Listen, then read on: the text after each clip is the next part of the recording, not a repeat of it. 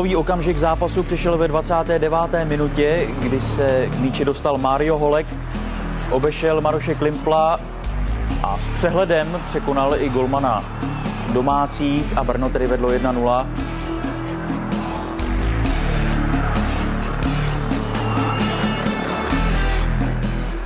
Třicátá minuta a chvíle, kdy se Brňané dostali do dvoubrankového náskoku, i když trošku šťastně. Kuncl vystřelil a Bystroň tečoval míč za záda bezmocného golmana Vaška. Další klíčový okamžik, centr Lukeše a hlavička Klimpla, kterou skvěle vyrazil golman Bureš. Shodli jsme se na tom, že to byla velice důležitá chvíle. Určitě, pro vývoj utkání určitě, protože kdyby dali branku, tak by možná skončil zápas remízou. Ve druhém poločase domácí přidali, takhle pálil Lukeš nad. Lukeš byl velice aktivní a po pravé straně unikal hostujícím obráncům a neúnavně centroval. Byl také u akce v 68. minutě, která znamenala snížení. David Bystroň si naběhl do pokutového území. Chtěl jenom doplnit, ten Lukeš opravdu patřil k nejlepším hráčům na hřišti a určitě k nejlepším hráčům domácí. A ještě jedna možnost Brna, které v závěru přeci nemělo vepředu trošku více prostoru. Byl to Kalouda, ale golman Vašek už míč za záda nepustil. Tak tedy Brno si odváží z Ostravy vítězství 2-1 a my už máme u mikrofonu České televize připravené oba trenéry.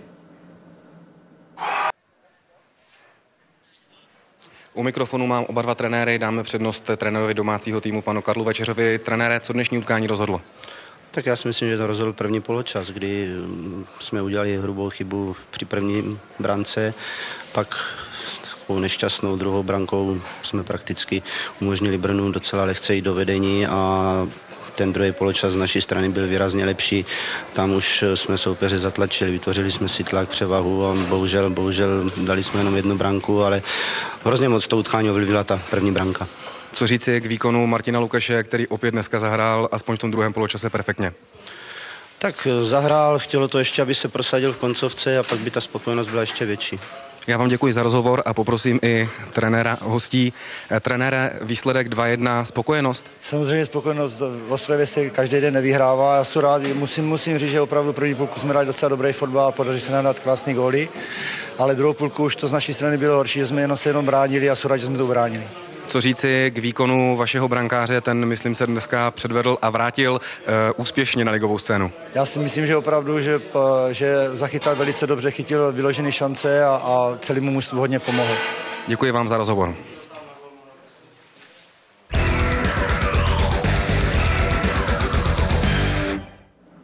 Vy, Petře, jste právě Tomáše Bureše vlastně nominoval na nejlepšího hráče pro vás osobně. Určitě, myslím si, že kluci makali dneska Brňáci, bylo na nich vidět, že chtěli spravit ty dvě prohry a kdybych někoho měl vyzvihnout, tak samozřejmě chytrost u gólu Mária Holka, ale jako nejlepšího hráče utkání bych já zvolil Bureše a opravdu podržel tým. Neměl to lehký, určitě psychicky na tom nebyl, zrovna byl trošku nervózní a zvládl to velmi dobře a podle mě nejlepší hráč utkání. I přesto, že Baník Ostrava poprvé prohrál na jaře, tak hlavně ve druhé půli předvedl velice slušný výkon. Nehrál špatně, snažil se s tím výsledkem aspoň něco udělat, což je určitě pozitivní. Šance na to nějaký, myslím, tam byly, šance nějaký měli, takže, nebo aspoň náznaky, nedotáhli to bohužel pro ně, ale Brno zase na druhou stranu vím, že prostě pod trenérem Mazura má velmi dobře propracovanou defenzivu, takže a i bych řekl, že zaslouženě Brno vyhrálo. Daleko více se dostal, když se tedy vrátím ještě k Baníku do hry ve druhém poločase, David Střihavka, kterého jsme sledovali jsme jeho statistiky. Střely na bránu, nakonec mezi tyče se ani jednou netrefil. Přihrávky, těch bylo daleko více, těch přesných, souboje vyrovnané, fauly, 5krát byl faulován, kontakty s míčem 35.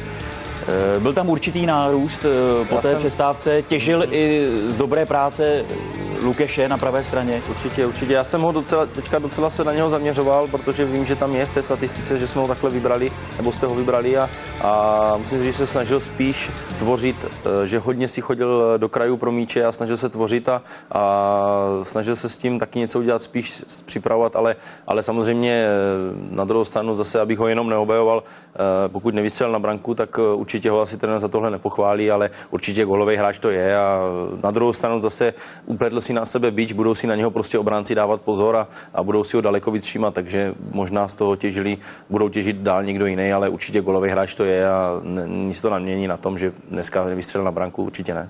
Teď se podívejme, koho jste vy zvolili mužem zápasu.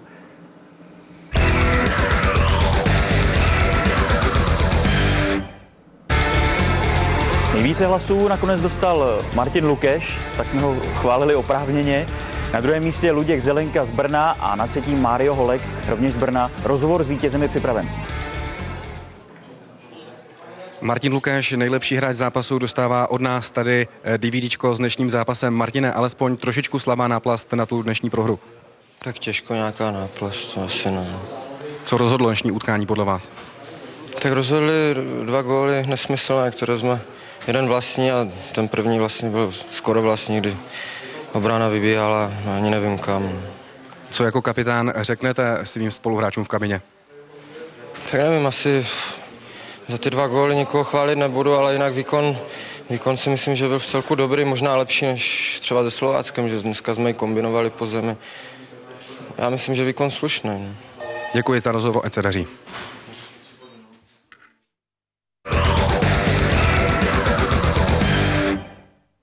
To byla poměrně ostrá kritika za ty inkasované góly, ale v podstatě měl Martin Lukeš pravdu. Já s ním souhlasím aspoň v tom, že jsme viděli dobrý utkání.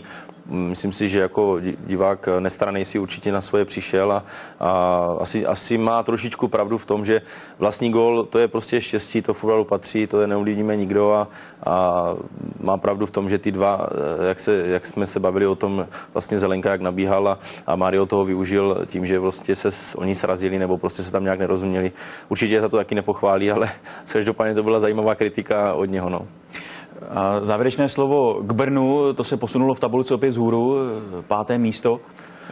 Zlomilo i tu šňůru neúspěchů na příštích soupeřů. Já jsem se shodou okolností včera díval na tabulku jak první a samozřejmě druhé ligy a obě dvě ty tabulky jsou tak vyrovnaný, že prostě v tom 3bodovém systému už to není jak dřív, že Sparta vedla o 10 bodů a bylo to 5 kol do konce, takže to každý bylo jasný, ale je to opravdu tak, že Brno, pokud se podaří třeba 3krát teďka po sobě vyhrát, tak věřím, že může si tu 5. příčku už třeba nechat až do závěrečných kol a zůstane třeba tam a naopak zase může třeba, řeknu příklad, Liberec 3krát prohrát a může skončit třeba až 7., 8. Takže v tom 3bodovém systému je to tak vyrovnaný, obě dvě ty soutěže a kor v druhé lize, jak o záchranu, tak u nás v čele, jako tím myslím nás jako Žižkov, je to všechno ještě otevřený a první a i druhá liga je opravdu vyrovnaná.